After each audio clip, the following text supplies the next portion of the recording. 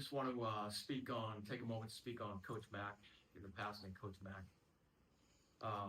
He had an impact on so many people in the National Football League, so many people in this organization, so many people in this room. He was passionate about this team, this organization in general, the city of Nashville. I had a lot of good conversations with Coach Mack over the past year, particularly on the practice field last year, just talking about life, football in general. Learned a lot from him, team building, culture, doing it with the right type of people. He's certainly going to be missed by a lot of people here. And just want to thank him for everything that he did for us. So thanks, Coach Mack. Welcome to a Football Show Thursday edition. That is Nick Suss of the Tennessean and Braden Gall, and that was Mike Borgonzi talking about Coach Mack.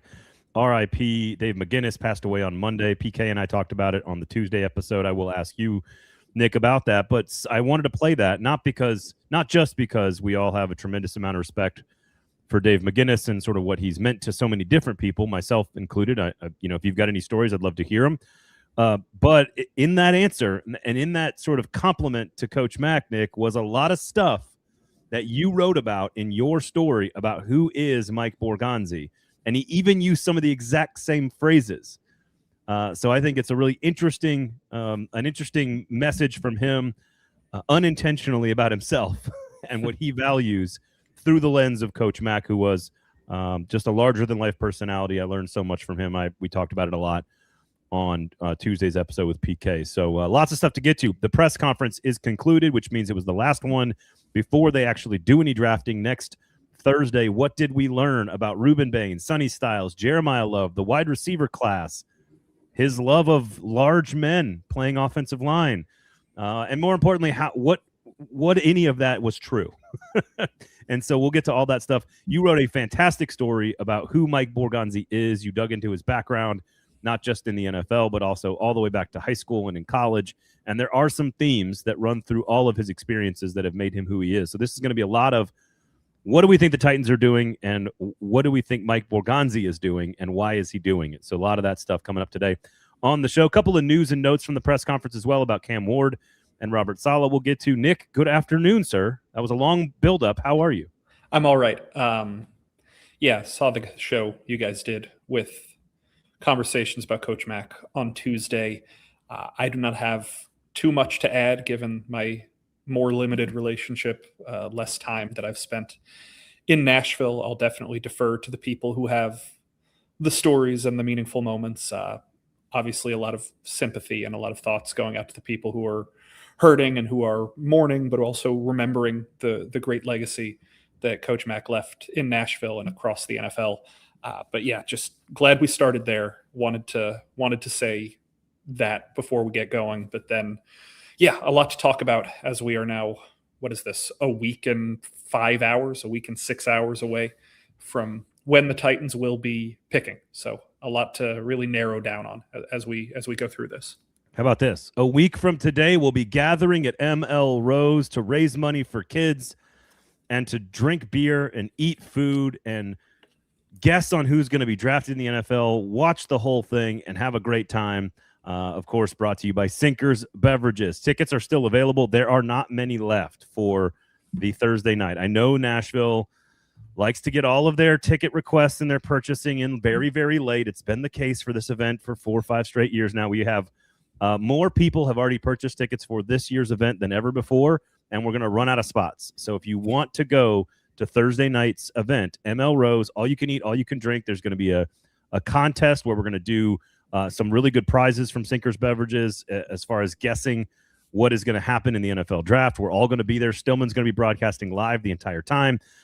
So we're going to have all kinds of fun. It's going to be a great time. $40. Every penny goes to the Our Kids Foundation here in Middle Tennessee. And, of course, all you have to do is email to RSVP. So just RSVP to Thursday night. There's only a few slots left.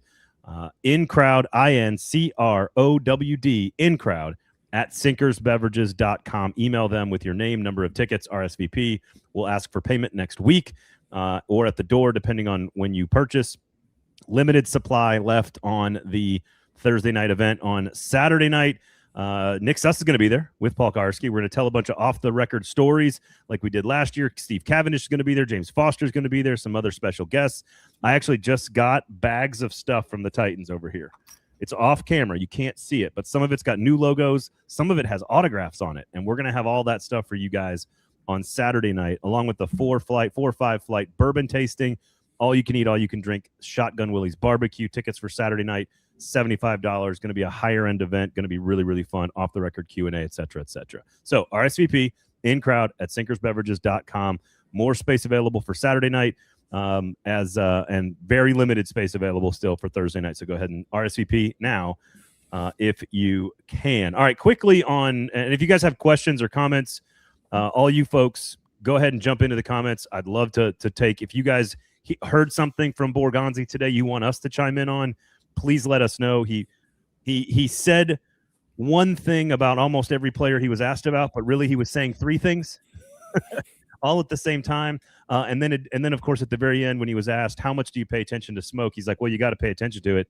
And then he was asked how much do you contribute to the smoke, and he said, well, you got to do that too. So even at the end of the press conference, admitting that everything he just said could have been garbage. So if you guys want to ask any questions, please do so. YouTube notifications turned on, podcast rate reviews. So you guys know the whole deal. So good afternoon, says Bustin. Good to see you. One long week away from the draft, says Greenhouse. Well, this is a nice end to my work day. There you go. Go for it. You get done on Thursdays? It didn't say week. That must be nice. Okay. All right. Let's start with quickly the notes here, which I think there's only like maybe 2 small ones. The first of which is that he sort of soft pedaled it as he was answering it, but he did tell you that Cam Ward should be ready to throw for minicamp? Is that correct? Yeah. After the draft? Yeah. Go ahead and Cam Ward news, Nick Suss. Yeah, Cam Ward. We've seen videos of him throwing, but we've seen like herky-jerky videos of him kind of throwing. Like we haven't seen full clips. Borgonzi confirmed he's looking good. He's progressing. He's throwing. And the expectation is that Cam is trending toward being able to throw when minicamp starts, which I believe is the 2nd week of June. That doesn't mean he won't throw in OTAs. He could be ready earlier, but obviously minicamp is the bigger deal because that's the mandatory one. That's when all of the teammates are supposed to be there. So you'd like to see him throw at that point. Well, and that reminds me, the Titans put out their draft press release, and I wanted to pull this up real fast because they do have the dates in there. Yeah. Let's see here. Titans voluntary veteran mini camp is April 21st through the 23rd. Next week, yeah. So they will be on the field right before the draft, and then the rookie football development program begins on the 11th, and then the first scheduled Titans OTAs are May 18th as well. And I'm trying to think. It looks like you can hold your rookie mini camp between May 1st and 4th or 8th and 11th, so you'll be there. And then Titans mandatory minicamp is June 16th. So at the latest, we think Cam Ward is throwing by June 16th, is what we're saying, right? Yep, that is the timeline, yeah. And that's the way I asked it. Should I have asked it sooner? Who knows? But that's the way I asked it. Okay, the other one that I don't know how much this is worth talking about, but I find it interesting, and that is sort of, I think it was PK that asked him about like how's everybody meshing, right? How's everybody doing in the building? And he sort of told us a quick anecdote about Robert Saleh hosting, having meetings. And what I thought was interesting was the way he described everyone's mentality leaving the meeting, which I found interesting. And this is not some new thing, but I can imagine in an organization that feels like it needs focus and leadership after the number of years that they've struggled both to find those personalities, but also win on the field. He described everyone leaving the room like knowing exactly what they're supposed to do. Like everyone left the room knowing where they are and what they're supposed to do and what their role is and what their job is. And I just feel like that's a really healthy, it's not earth-shattering. It's not some big deal. But if you are working for an organization that hasn't been successful and you go into a meeting and you are given exactly what you're supposed to do and you know what you're supposed to do, that's a really positive place to be, I feel like. I don't know. You hired the guy because he communicated well how he would do the job well. And now it seems like he is continuing to communicate how he will do the job well. None of that means the job has been done well yet, but the guy is a very gifted communicator. He's a very gifted tone setter, and I think the Titans are going about setting that tone so far. None of it has happened on the field yet. We have to see it translate. We have to see tone turn into results, but this all adds up. This is the guy they hired, and he's doing the stuff they hired him to do. Richard says, I agree with you. So Richard says, someone take one for the team and actually get some information out of. Does that mean like kidnapping him, giving him truth serum, and being arrested? Is that what you mean? Take one for the team? Because like everyone in that room asked as nuanced and as detailed a questions as they could, knowing they were trying to get information out of a guy who was trained to not give you information about anything. Yeah, Richard, I would suggest go and watch the other 31 pre-draft GM press conferences across the league and see which coaches are divulging information at this stage of the draft process. Go see Howie Roseman talk about the A.J. Brown trade. Go see Joe Shane talk about Dexter Lawrence. Was that Roseman where he's like, what do you think I'm going to give you like 50% more today on that question? Like, is that Yeah. Go watch these guys. This is, and we'll talk about this more. We've got some clips for you guys if you didn't watch it live, and we've got some clips that we're going to kind of dive into to explain why we think they're relevant. But my main takeaway as we get into this, and maybe this is a transition, my main takeaway about this entire press conference was that was a well-planned press conference by Borgonzi and the communications arm. That was a well-crafted way to confirm everything that anybody wanted to hear. If you went into that wanting to hear, man, the Titans are going to pick Jeremiyah Love, I bet you heard it. If you went into that wanting to hear, man, I bet the Titans love these edge rushers, I bet you heard it. If you went into it saying, man, I bet these Titans are going to fall in love with Sonny Styles, I bet you heard that. If you went into it hoping, oh gosh, well, I hope they trade back, I hope they see the value, I bet you heard that. If you went into it thinking anything, there was something there for you. Yep. And there was nothing to disprove what you already thought. Yeah, that's good job by saying a lot, by overwhelming the listener base without actually contradicting yourself one time. So what you were getting at when you asked your question, which we're going to play the answer to here, is essentially the same thing as like, how much do you value premium positions versus positions of need, right? And you sort of asked it in a more unique and creative way, because that is what you have to do in these situations, to try to just gain some subtle insight into voice inflection or tone or even body language. A little wry smile from him might give something away. Like, you are doing your best to try to get him to talk about things that he's trying not to talk about. So this is am I setting up your question properly there? Sure. Basically, do you want to do a the fundamental question I'm asking, and I didn't use names, but how much better than Tony Pollard does Jeremiyah Love have to be right. to justify picking somebody at a position where you already have a starter? How much better does Sonny Styles have to be than Cedric Gray or than Cody Barton? Versus Ruben Bane would be replacing Hull. Like, there is nobody if you're picking your second edge rusher at that spot. So that was kind of the question I was getting at. How much of an improvement, how much of an upgrade does a draft pick have to be to justify not picking something where you don't have a starter? And here was his answer. Yeah, I mean, that's always the like I said, the challenge of the draft, and that's why you always stay true to the board, because you can make mistakes if you're trying to force need and you're taking a player that's a lesser value. So I think we always go back to, you take the best player. You never know what's going to happen, this year, next year, just because we have a need this year, and how we can acquire players. Draft and free agency obviously is a big part of it, but there's certainly other avenues to acquire players throughout the year. So you never want to make a rash decision and just force a need for a player on draft night. I think that's really why we always talk about taking the best player available, and everybody rolls their eyes, but I think that's important though. All right. He only said best available player about 13 times in this press conference. I have come around. We're going to talk about Ruben Bane. We're going to talk about all these different players. I stand by my stance. I know you might disagree with Ruben Bane as the best player or whatever in college, perhaps. We can argue that about Sonny Styles and Jeremiyah Love as well. I still come around to, I don't think you can stand at the podium and argue that Carnell Tate, that Ruben Bane or any of the offensive linemen or are the best player available if Sonny Styles and Jeremiyah Love are sitting on the board. I just don't know how you do that. So I want to start with, first and foremost, like, this is a little bit of your story about who he is, a little bit about his answer there. Like, is there anything about getting to know him through this process and trying to figure out what makes him tick that has given you any insight? Maybe that answer there about basically wins above replacement, for lack of a better question there.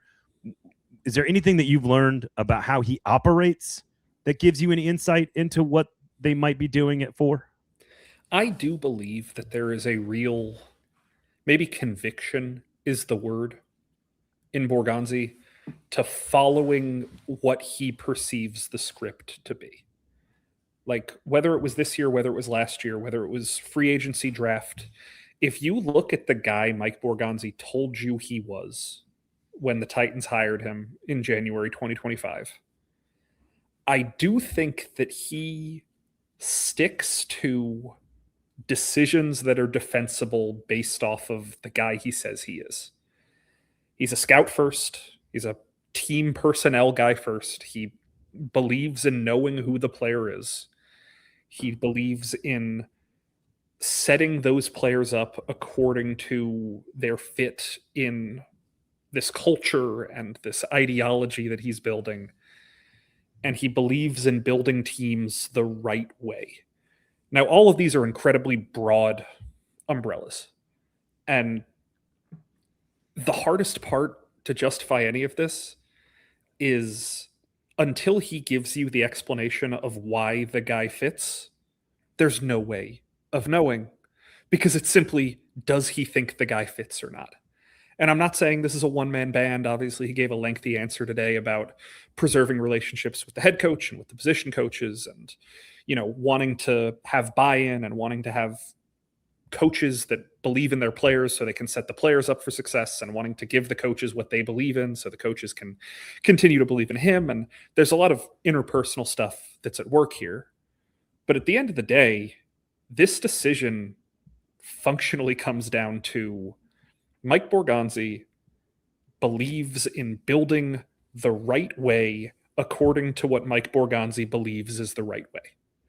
And man, that could theoretically be anybody. And I know that's not like cutting analysis that's going to give you guys great perspective on, oh, I for sure know it's player A now. But he is the guy he says he is, or at least I tend to believe that at this point.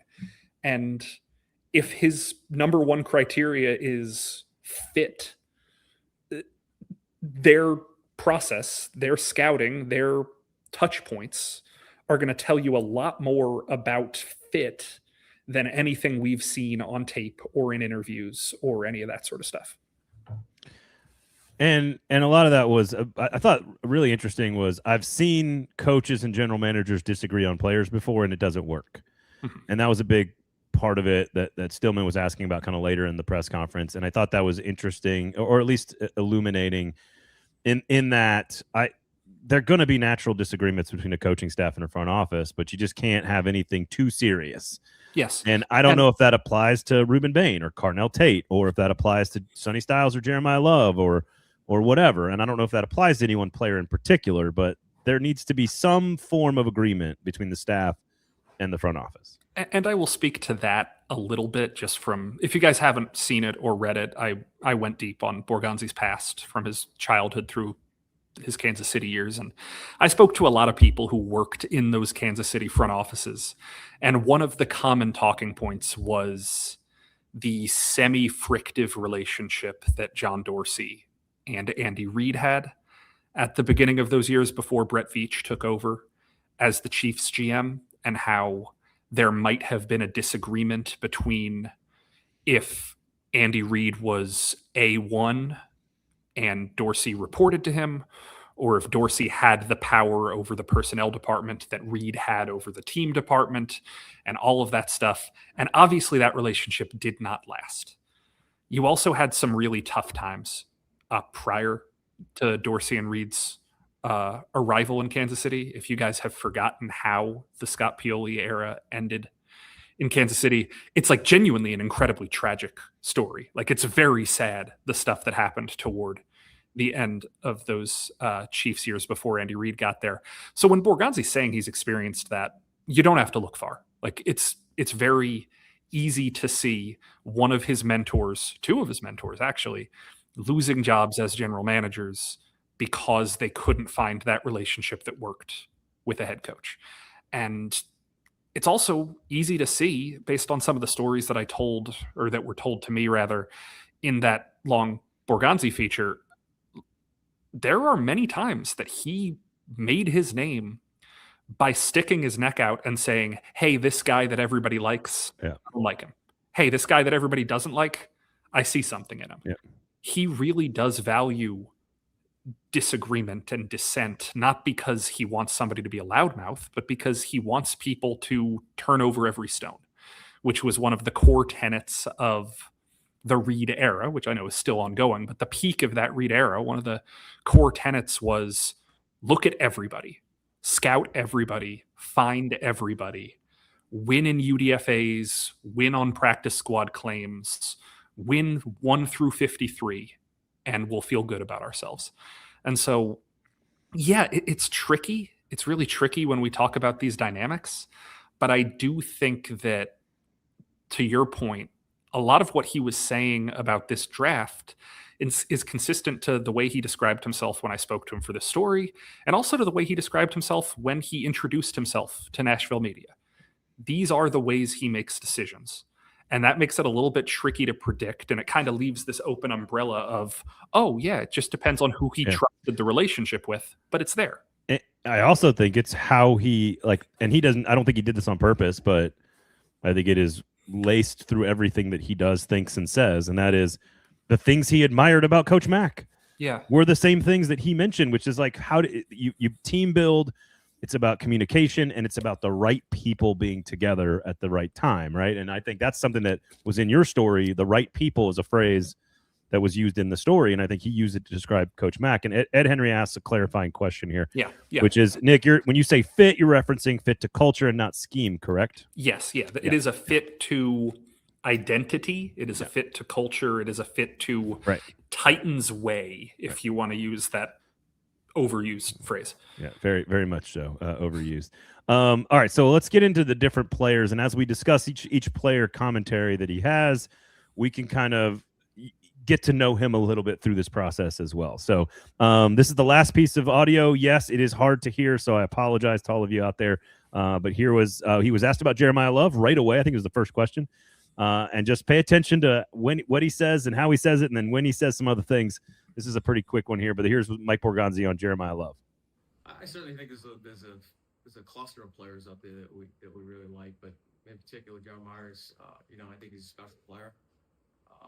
I've talked about this at the combine before. I think his speed, he can do things out of the backfield as a receiver.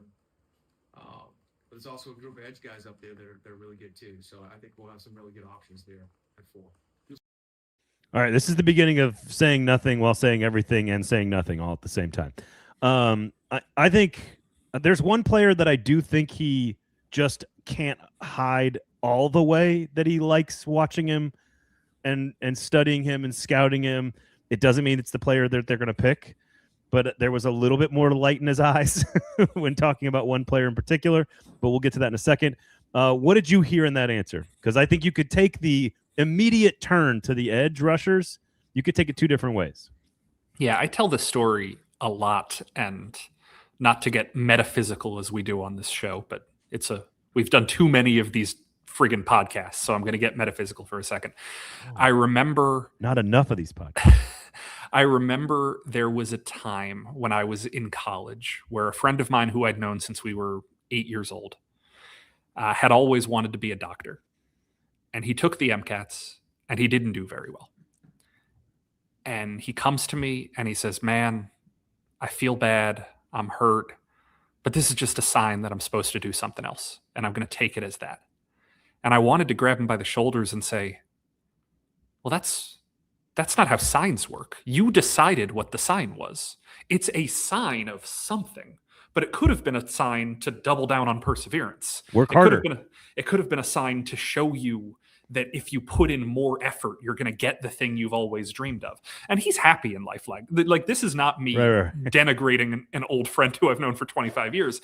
It's just like whenever people look for signs, whenever people see the subtle body language, you're deciding what you want to hear. You are getting stimuli. Somebody is giving you stimuli, and you are interpreting it. So there is a correct interpretation, but there are also many incorrect interpretations that we think are signs. So let's talk about this Jeremiyah Love answer. Let's get really into it. Because I think there's two signs here. If you want to talk to one devil or angel on your shoulder, the devil or angel on your shoulder is like, oh, he immediately went away from talking about Love. That means he's trying to disguise how much he really likes Love. And then there's another one that's saying, oh, he just didn't really have much to say about Jeremiyah Love. He used some blank platitudes. He doesn't care that much. And then there's a third like vortex behind your head that's like, it's reverse double psychology, where he's saying that he doesn't like him to make you think that he likes him, but he actually doesn't like him. And he wants the Cowboys to come draft him. Yeah. Whatever you interpreted, good for you. But whatever conclusion we just can't draw because we're all psyched up. We've spent 4 months talking about 4 players. Okay, let's talk about him. Yeah, I think he does like Jeremiyah Love, the player. I think that is genuine. I think he genuinely likes the edge rushers at the top of the draft. I think Reese more so than the other two, to be honest. And I think what he was doing was perfect, which is, I'm going to give you both signs. I'm going to give you both signs. I'm going to give you a sign that I really like him, and I'm going to give you a sign that I really like these other guys because I want this pick to have as much value as possible. So when the Cowboys call with 12 and 20, they might even sweeten the pot because I think they should trade down with the Cowboys if that's even a thing that's going to happen, which who knows? They're fluid, as he said today. I think Jeremiyah Love is very much – here's what I would say. I think Jeremiyah Love is one of the 3 most likeliest picks for the Titans. I'm glad that after all this time, we've narrowed it down to 3 likely picks. So let's go to Ruben Bane real fast because I know you really like the player, and I really like the player too. As we said on Tuesday, none of this information was new. He said none of this information was new. He said that the first time that they talked to him, that they're very comfortable with the evaluation of Rueben Bain. And that the first time it was brought up, they asked him about it at the combine and that he was basically forthcoming about it. And again, everybody in the NFL has known all this stuff with background checks and all their, Navy SEALs that are former special ops guys that are on the ground everywhere doing PI work. I still get the sense that Ruben Bane is not really on anyone's board at number 3 or 4 in general. I think everyone has evaluated him as a 7 through 12 type of player. And I just don't know if he's genuinely an option at number 4. Have you? And I didn't gain that necessarily from his commentary today, but he was not overly. I thought he did a good job in the sending signs department of saying, I'm not going to say anything negative about this player. I'm not going to say anything overly positive about this player. I'm going to remain fairly neutral. And again, you can interpret that sign to mean whatever you want it to mean. Just to do some cleanup here, because I think that our social media algorithms, coupled with my total lack of ability to self-promote, might have lost some of this under the undertow. I reported on Monday or Tuesday earlier this week through some sourcing about the Titans and the Bane stuff, the stuff about them knowing since the summer is in there. Obviously, Borgonzi went ahead and said that today, so that's not needed for anonymous sourcing anymore. But one of the other things that I thought was pretty interesting is the source told me there was no point where knowing this information about Bane docked him at all in the way they evaluated him as a player. The evaluation on Bane has very little to do with the off-the-field stuff. And furthermore, the source told me that just from gathering around folks around the NFL, it is not believed that anybody has taken Bane off their board, even though it is believed that almost every team knew about this through background checks last summer. So pretty much what I am going to tell you off of this modicum of reporting, just because the Bane stuff was a powder keg this week, if Ruben Bane falls down the draft board, do not expect it to be because of the off-field stuff. I've read the police report. I've read the documentation. I don't know how much of you guys have gotten into the nitty-gritty of what happened. Tragedy is tragedy, and let's not minimize it. But realistically, if Ruben Bane goes number 9, or if Ruben Bane goes 11, or wherever he goes to, it's because he's a defensive tackle and his arms are short. It has very little to do with Yeah. some of the late stage reporting and scandal that has come out. At least the way that my reporting, I can say and understand what's been told to me. Yeah. All of that said, it's well known my opinion about Ruben Bane, the football player. I think he is a good player. I don't necessarily know if he's a good player worthy enough to go at number 4, but I think that he is That's right. more proven commodity than most people in this draft. And I think that if you get 3 years of solid edge rusher talent from him before he bumps inside on the second contract, that's good. You got a good player. Yeah. But I don't know if that's worth it at 4. That's the problem. I think if you look at some, again, I think I said a lot of these numbers on Tuesday's show, but like Mel Kiper has him at 15, Matt Miller has him at 13, Dane Brugler has him at 9. Like, I'm not saying these guys are all the end-all be-all of where players should be ranked. Consensus has him at like 8. I just think he's more evaluated in that range than anyone really thinks. And so if Arvell Reese is available at 4, I think they take him. If David Bailey is available at 4, I think they take him. I think they're looking then, if those 2 guys are gone, I think then is when we start talking about the 3 players, which is Jeremiyah Love, Sonny Styles, and Carnell Tate. Now, I don't think I was looking for this, but part of the reason I went was I wanted to look him in the eyes while he said these things to really try to ferret things out. And sometimes a football guy who's all ball all the time can't hide the fact that he just really loved watching a player do football things. And he just really clearly, there was just an extra layer of like, I can't really hide this, and I'm a stoic by nature. The way he talked about Sonny Styles was just a little tiny bit different than the way he talked about everybody else. I don't know if that means anything relative to their decision at 4. But what it confirms to me, in my opinion, when he cannot come up with a comp, when he is sitting there saying, I guess maybe Tremaine Edmonds, but even then, not even close at that size, he is telling us that there is no other player that he has scouted at that position that has those types of skills. And again, I don't know how you then come back and tell us best player available over and over and over and over and over again, and then say, but I'm not going to take the guy who's clearly the best linebacker I maybe ever evaluated. So I don't know if he's the pick. I'm not going that far, but he definitely, there was a light in his eyes about Sonny Styles that didn't necessarily pop in any of the other players that he mentioned, other than maybe massive offensive linemen. He was very excited to talk about that. I would say he was very effusive about Arvell Reese. If we're taking him off the board because we don't think he'll be there, that is different.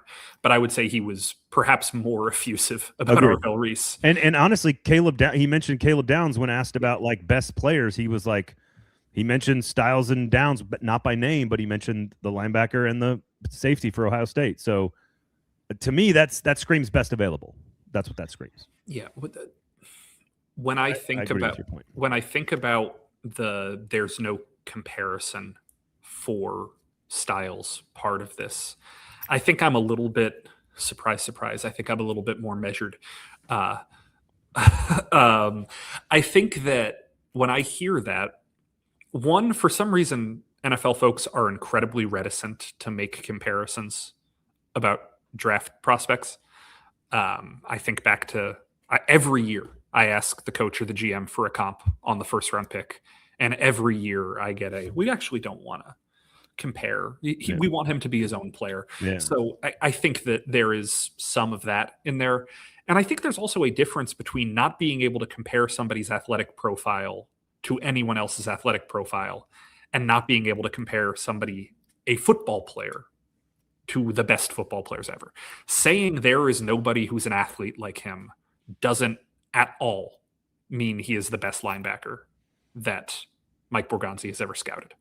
All it means is he's never scouted a linebacker with this athletic traits, with this athletic profile.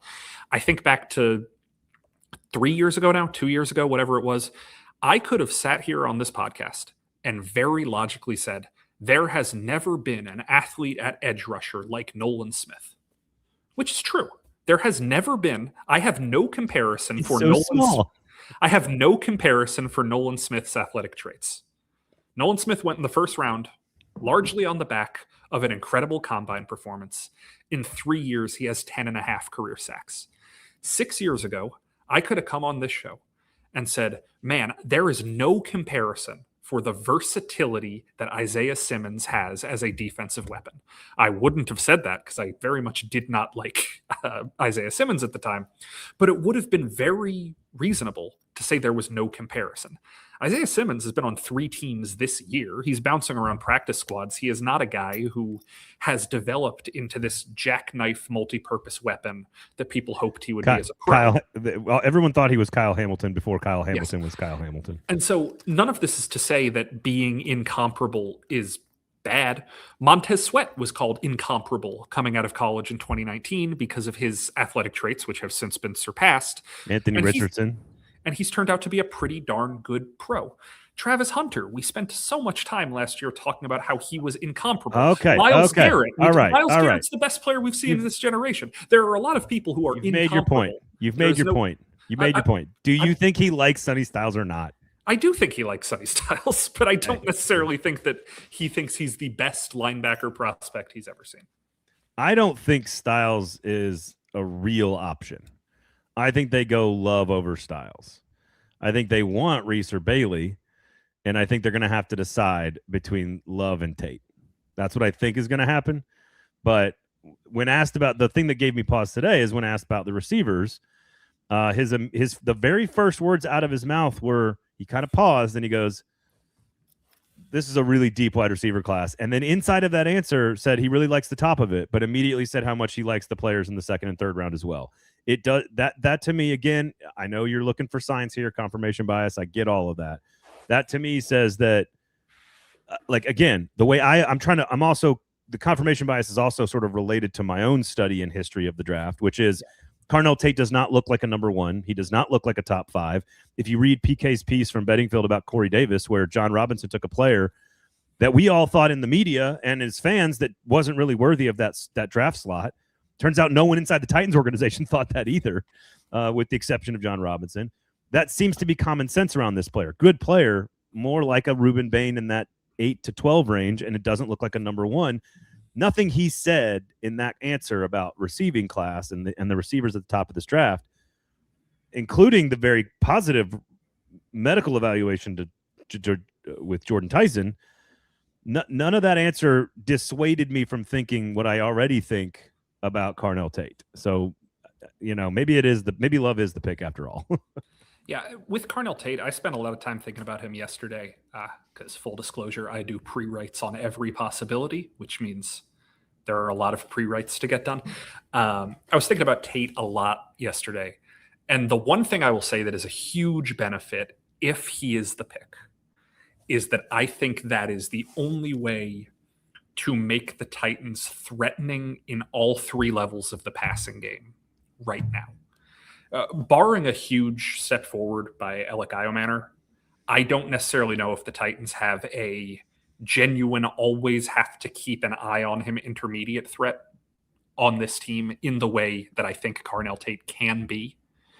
And so if you still think that DK and Ridley are really strong deep threats, and if you still think that Wan'Dale Robinson can be a very good short game threat, adding Carnell Tate can layer the offense, layer the passing offense in a way that no other target can. There is nobody else on the board this draft who I think is going to come in as a day 1 receiver. Or let me rephrase as, there's nobody who I think you could get at 35 and nobody who I think you can get at 66 who would be a significant enough upgrade over Iomanner to layer the offense the way you could with Carnell Tate. Is that important enough to go pick him number 4? I really don't know if that's a justifiable rationale. Yeah. But if we're just talking about football theory and spacing and the way Brian Dable's offenses work and all that stuff, my personal conviction, my personal scouting, there's nobody at 35, there's nobody at 66 who I think will be there, who I think will be a significant enough upgrade to change the shape of this offense. I'm not high on this receiver class, though. So that's where I diverge from Mike Borgonzi, who thinks this is a deep class. I love receivers like 5 through 12 or 5 through 15.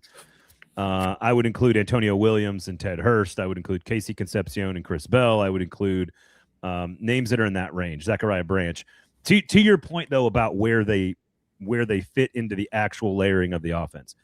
I would put Ridley as the most dominant intermediate option on the team.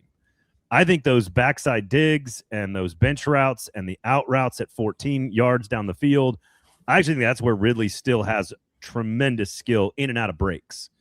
I don't know if I think Tate's general ball skills in traffic will be very valuable to your point. I actually had him inversed in my head. When you started talking about layering the offense, I was thinking, oh, yeah, Ridley's a great intermediate across the middle, and you got Wandale Short, and they need the deep shot guy who can win the one-on-one battles, which would be, in theory, Carnell Tate.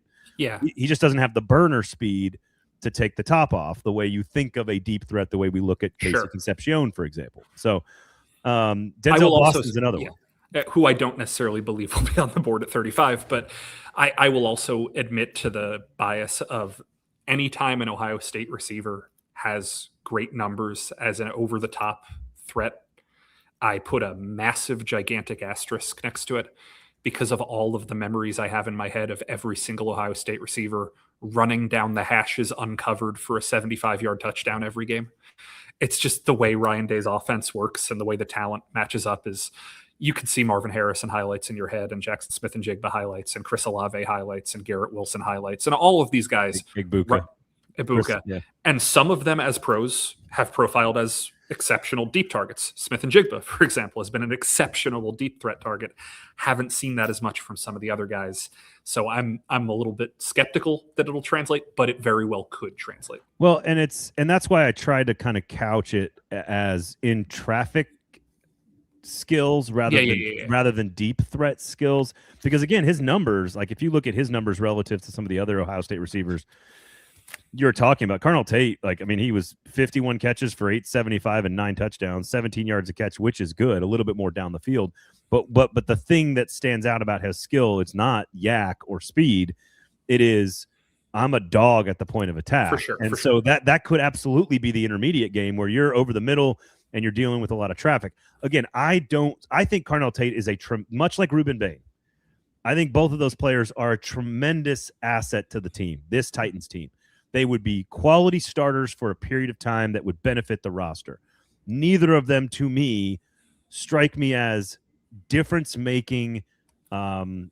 What are the words that this organization has been using? Like game-changing, maybe, is the word that Robert Saleh used at the owners' meetings. Like, there's these phrases that they're using that is a player who can be a difference maker unequivocally. Yeah. And I don't know, while those two players will be very good, I don't know if either of them have like difference-making level of talent. And there, to be fair, a lot of players in this draft are in that category of very, very good, but not elite. And eventually you got to take somebody at 4, 5, 6, and 7. So like you got to draft players, and which takes me back to the Love and Styles of it all, which is that they are clearly difference-making players at their positions, but you already got a Tony Pollard, a Tajay Spears, and a Cody Barton. Yes. The best case scenario that we could outline right now, if we're getting to the point in this show where we're talking about the fringe options, the best case scenario is that Dallas is in love with either Jeremiyah Love or Sonny Styles, and they move up to 3 to do it. And if you want to talk about reading tea leaves and drawing conclusions about, everybody's going to come out of this press conference and everybody's conclusion is going to be, man, it's either Love or Styles. Man, it's either Love or Styles. The Titans are going to pick either Jeremiyah Love or Sonny Styles. If that trickles to Jerry Jones and that's the guy he's in love with, they'll trade up to 3, take the guy, and then the Titans either get Arvell Reese or David Bailey, right, which we all kind of think they want would be the best case scenario. Right. So I'm using Dallas as the example because there's been so much smoke about them wanting to move up in this draft. But look, if you pick Sonny Styles, I'm going to have some opinions. Truly, I am not going to be on board with picking an off-ball linebacker. Okay. 4. Okay. All right. I've said that for months. Die on your hill. I love it. I've said that for months, and I will continue to say that forever. You shouldn't do it. You shouldn't pick an off-ball linebacker this high. I don't care how good of an athlete he is. Same with running back. I tend to agree with you, but there may not be a better player on the board. So running back, keep going. Running back, I would take it for if it's the right running back. Okay. I don't necessarily know if Jeremiyah Love is the right running back for every team, but I think that I've talked myself into him being the right running back for this team. If you look at last year, if you look at the 5 teams in the NFL that had the most breakaway runs, so we're talking 15-plus yard rushes, I believe 2 of those teams played in the Super Bowl. So that's kind of a good skill to have. But more importantly, I believe 4 of those 5 teams finished top 10 in the NFL in yards per pass attempt.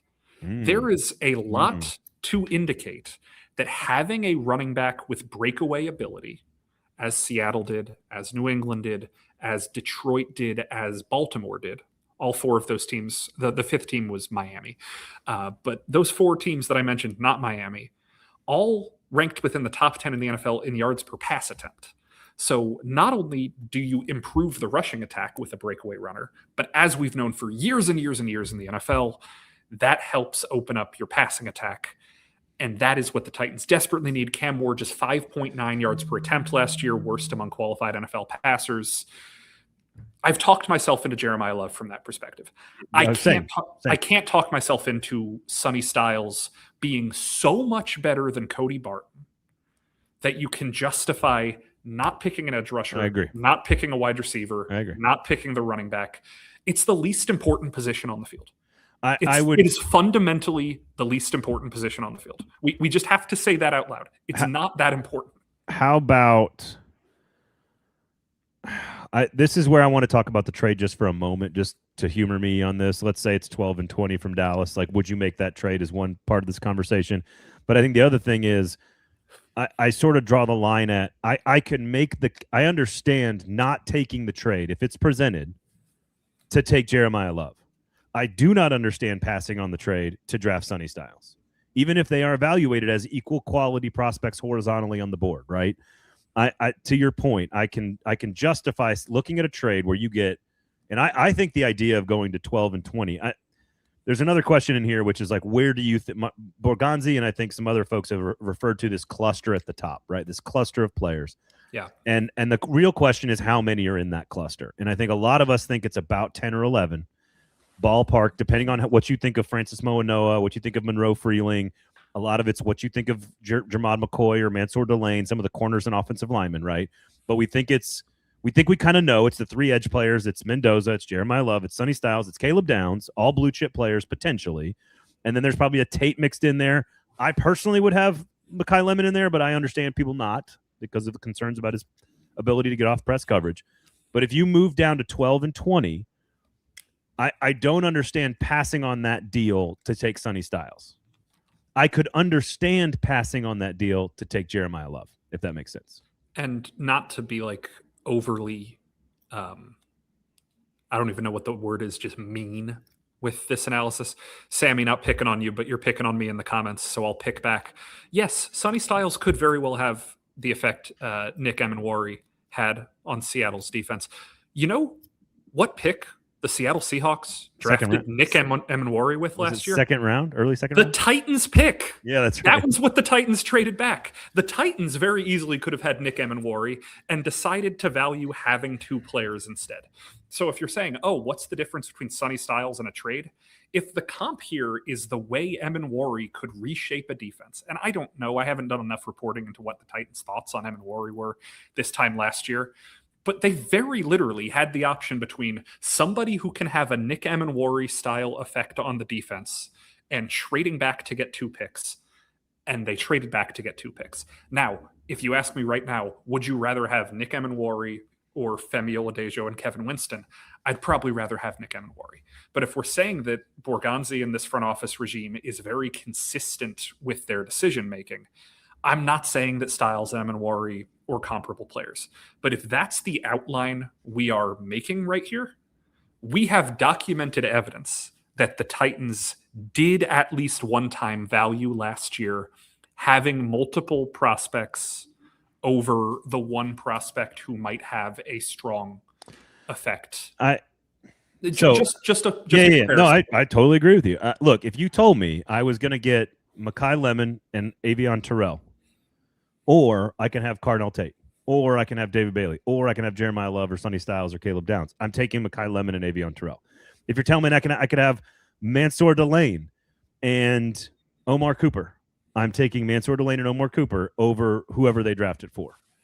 Like, unless you think Reese or Bailey are like game-changing top 5 pass rushers in the league, which is possible, that you've evaluated them that way, and they happen to fall to you, it's hard for me to make the case for any draft pick at 4 over picking twice at 12 and 20. And a lot of that depends on 12 being just outside of the cluster. My guess is that 12 is viewed as outside of the cluster. Sure. That would be my guess. My guess is that the cluster is really like 6 players. Not as many as people think. I think it's like 6 players. I will also say, and this is going back to something I said in January, I'm repeating myself. We're at a stage in the draft process where we're going to repeat ourselves a lot. Dating back to 2014, I want to say either 13 or 14, there are 17 individual instances of an edge rusher being named first team All-Pro by the Associated Press. Of those 17 individual instances, 16 of them were awarded to former first-round picks. The only instance where somebody won first-team All-Pro as a non-former first-round pick was Trey Hendrickson, who I believe went in the 3rd round. Other than that, it's a lot of Myles Garrett and Aiden Hutchinson and Will Anderson and Micah Parsons and TJ Watt and Cameron Jordan, and it is a lot. JJ Watt, however far we want to go back, Khalil Mack, the best of the best at this position, which is something the Titans haven't had since Javon Curse's rookie year, since Javon Curse's 2nd year. Having the true best of the best at that position, there's one place to find it. And that's why I'm saying, when you were making your list of, if it's between Mackay Lemon and Avion Terrell or Jeremiyah Love, sure. If it's between Mackay Lemon and Avion Terrell or David Bailey, no, go get David Bailey. That's what I'm saying. I think it's Reese and Bailey. And if they don't get Reese and Bailey, then the whole board is open at that point, is what I think. And I still don't know if Reese or Bailey is the guys you're talking about. Are the guys you're talking about? Is this European soccer? Are the guys you're talking about? And so again, what I find really interesting is that your story about who Borgonzi is and how he functions and how he works, I think makes you kind of said it makes him less predictable, which I totally get what you're saying. I think it makes him more predictable, but the problem is that predictability doesn't align with this draft class. Yes. And that's the ultimate issue here, is like what I will say. This has been a theory I've been working on, and I think everything I've heard from the team confirms this to some degree. I think fans are way too focused on the positions. Media too. Way too focused on the positions. If they do not end up with an edge rusher, that's okay. If they do not end up with a wide receiver, I think they think that's fine. If they don't end up with a corner, I think they think that's fine. If they get best available players at other positions. I think we are looking too much at, and I think I did this too. I was guilty of this. Edge, receiver, corner, those are the 3 needs. Got to draft those guys. And I think it's way more fluid than that. It's way more, if Caleb Downs is available at 12, we got to take him because he's the best player by far. And if Vega is available at 12 and he's the best player available, and he also happens to be a guard, which we drafted at 11 a few years ago, that doesn't look good, but like he's the best football player. We got to take him. Yeah. I think we've got to kind of break ourselves from, this is a great prospect at a position of need, so therefore it has to be done. And I just don't think that's. I think that the Titans look at it as, we are convicted with our board. This is how we evaluated these players. Here's who's better. This guy's better than this guy. And it doesn't matter what position they're at. We're taking this guy over this guy. Yeah, and I'll also say, like, the more I've been thinking about it as I've been finalizing my last mock draft and I've been finalizing what I think should happen and that sort of stuff, I think that when we look at this Titans draft class as a whole and we are grading whether it was a success or not, our instant reaction is going to be much more tied to picks 35, 66, 101, 142, 144 than it actually will be to number 4. I think that so long as the Titans come out of that with another starting offensive lineman, whether you get him at 35, 66, or 101. Maybe if you get 2 starting offensive linemen out of it, and you fill either edge rush or corner, one of those 2. I don't even think receiver has to be in that bunch. I agree. I don't think corner does either. But if you somebody does. Like, not to betray something that you'll read on Monday, but like, let's say a hypothetical scenario where I don't even mention who the pick at 4 is, but 35, you get Chase Basantis. 66, you get Dennis Sutton. And 101, you get Trey Zune or Connor Lew. Let's say that's what happens. It doesn't matter who 4 is. You're coming out feeling pretty good. You just got 3 potential starters right there. It's why I've looked at Love. Like, I talked about this with PK a couple of weeks ago where I said, we're going to do the mock draft, and we took Jeremiyah Love because I had final say, and I took Love at 4. And his analysis, which is not necessarily wrong, like the thinking was, you've now pigeonholed yourself into forcing yourself to take a position at 35. And my thought was, if you take Love at 4, you are wide open at 35. It's the opposite. You have the freedom to do whatever the board gives you. If a great corner falls to you, you don't have to take. You can take him. If a great receiver falls to you unexpectedly, you can take him. If a pass rusher falls to you unexpectedly, you can take him. If you take Bailey at 4 and a great pass rusher happens to be there, but no corners are there, you're actually pigeonholed a little bit more. And again, as long as you take the best player, I don't have a problem with this. I just think we to your point about analyzing positions of need in the short term, we're all going to look at, they got a receiver, they got a corner, they got an edge rusher, and they got 2 offensive linemen. They checked all their needs. Way to go, A+. But if they didn't take the best players, and 2 years from now they have more needs at those positions because they didn't draft the guy they should have taken at a different position, you got to look at it in more than one offseason in 1 year. It's 2, 3, 5 year windows that you're looking at. And I think if they come out of this draft without an edge, I don't think it's nearly the catastrophe that many people will write. If they come out of this draft without a receiver, I don't think it's the catastrophe that people will write. Same about corner. This might be a guy who has spent too much time thinking about those last 3 John Robinson drafts coming out a little bit, so take this with a grain of salt. The lesson I'm learning the more I think about the NFL draft, and I've thought about the NFL draft my whole life, don't get me wrong, but the more I think about it, the number one no-no is not failing to pick a player. The number one no-no is picking the wrong player. It doesn't matter what position it is. If you fail to pick a quarterback, you can always pick a quarterback next year. But if you pick a bad quarterback, you're stuck with that contract. And that is true at every single position. It is worse to pick a player and have it fail than it is to try again next year. So if they don't pick an edge rusher at 4, I'm fine with them not picking an edge rusher at 35 also. I agree. That's what's important. That's what I'm getting at. Yeah. It's like, don't use a really good asset to force something that you think you have to force on yourself when you don't have to force it on yourself. Like, if you get Jeremiyah Love at 4 and an elite receiver falls to you at 35, take the best receiver. Take the guy. You don't have to sell me on that. Just take the best player. If Colton Hood is your number 3 corner in this draft class and you take Jeremiyah Love and you don't really think corner's that important of a need, but he's sitting there at 35 because you have him graded as the 21st best player, take Colton Hood. Yeah. Take the best player that you have. I do think we get way too caught up in the positional needs stuff. And it's like, no. You're playing a game of filling in the gaps 3 years from now, not just this year. It's not just a guy you need to start right now. I know the offensive line thing is a thing we feel that we need to talk about because they feel the need to fill it right away. But you can take 2 guys late in the draft, pair him with Jackson Slater and another free agent, and let him go to battle and see which cream rises to the top. And if not, go draft somebody next year. Yeah, this is not a one-for-one comparison, but I think it's just a useful tool to think about. The summer of 2015, I covered the Philadelphia Phillies. And if you guys have a long memory of baseball, that was a terrible Phillies team. Last place team, number 1 pick in the draft. Bad team. Yeah, my team went to the World Series that year. And I remember while I was up there, I did a story about their team in Double-A Reading, where I believe 7 of their top 10 prospects were housed at the time. And I want to say of the 9 players in their starting lineup that day, 6 of them, 5, 6, 7, somewhere around there, were high school shortstops. And they just found a place to put them because they were in an era of philosophy of play shortstop. Just, That's right. Just draft the best ball player That's we'll figure out how to use them. I think that is what the Baltimore Ravens have done for 20 years, and they are never bad.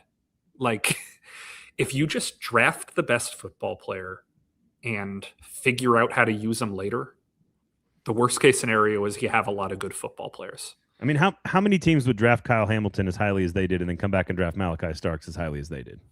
One. Like, they're the only one that would do that. And like, don't get me wrong. I'm still telling you, I wouldn't take Sonny Styles at 4. Right. I'm still the same guy who said that. Best player available does need to be limited by some logic. If the best player available was a kicker, a punter, a long snapper, or an inside linebacker, I'm not taking them at 4. Guys, it's not that hard. It's Reese, Bailey, Love, period. Those 3, one of them will be available, and that's it. It might be that easy. It might be that simple. Sleeping on the Raiders picking Jeremiyah Love the year after they picked Ashton Genty. Have you ever, I mean, outside of like, I know Mario Williams for Houston was signed like a week and a half in advance. Like, they actually signed him to a contract. Yeah. And there's been super obvious number 1 picks for sure. But I cannot remember a time where more people inside the organization were talking about practice reps and strategy with a draft pick. Like 2 weeks before the draft. Am I wrong on this? Like, I'm not saying that it's that big of a deal. It's not. No. Like, I believe Sam the Bradford. backup quarterback is talking about this. What are we doing? Yeah, I want to say Sam Bradford was the last one where that was allowed, and then Cam Newton was the first number 1 pick that you couldn't sign. That was the new ahead of time salary. New CBA. So yeah, it's been a while since teams have been this blatant about what they're doing. But yeah, I don't care about what you guys are saying in the comments. I'm going to continue to talk about how I don't care about inside linebacker. But numbers, but pick 7, if you trade back to 7 or 8 or 9, then I think it's a totally different conversation. Then I think Styles is an elite player at those which is again the problem here. Oh, I think Ruben Bane's a great pick at 9. I think Styles is an elite pick at 7. Like, it's all about who is in the top cluster. That's what it's all about. Who's in their top cluster. That's what matters. I know this is totally irrelevant to people, but I will say there is a weird long history of teams picking quarterbacks in the top 5 and then coming back the next year and picking a middle linebacker. It happens a lot.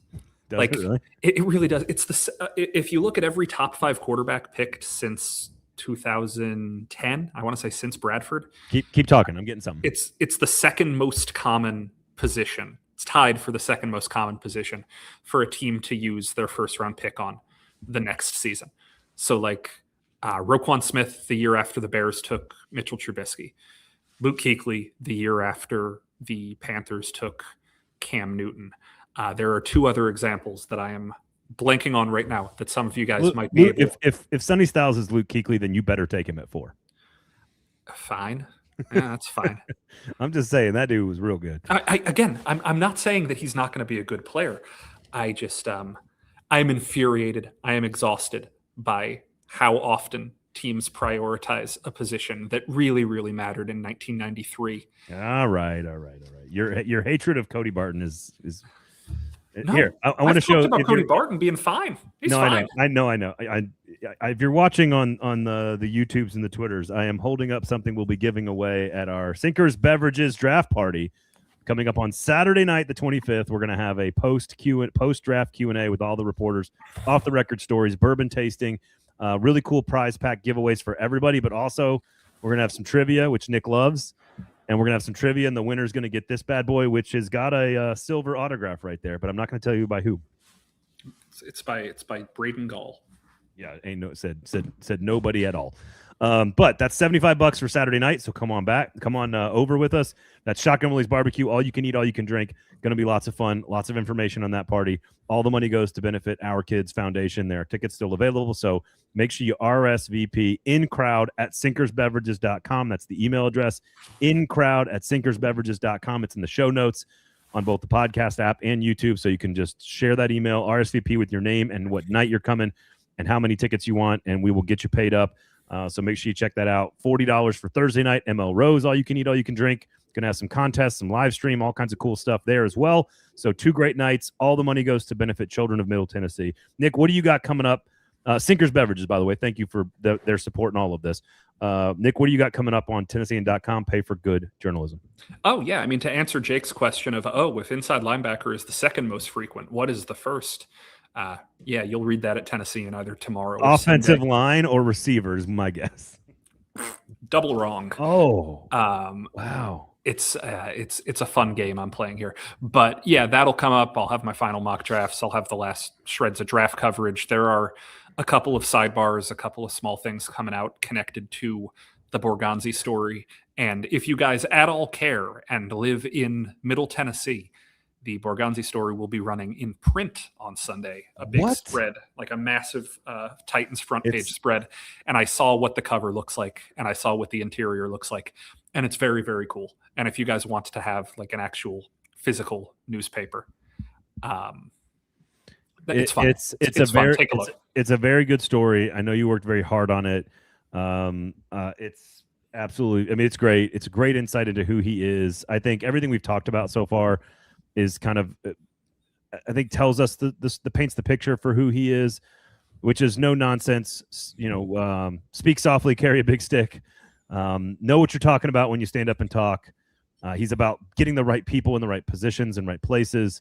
And I think he's just all ball. He grinds. He's a tape grinder. He's been a grinder his whole life. And so I think he gives him a good chance for the Titans. Here's the other thing we did not talk about, and I meant to bring it up, which is that he has been a part of rebuilds every step of his career. Yes. A rebuild as a player in high school, a rebuild in college, a rebuild in the NFL, and every time he was a part of somebody doing something good in that rebuild. So if there's ever a person that could be qualified to handle this, it seems like it's him. Doesn't mean he's going to be successful, but it means he's got the right makeup to do it. And for what it's worth, when Braden is talking about off-the-record stories we'll be able to tell at the Saturday post-draft party, yeah, there's some more Borgonzi stuff that I might be able to tell at that party.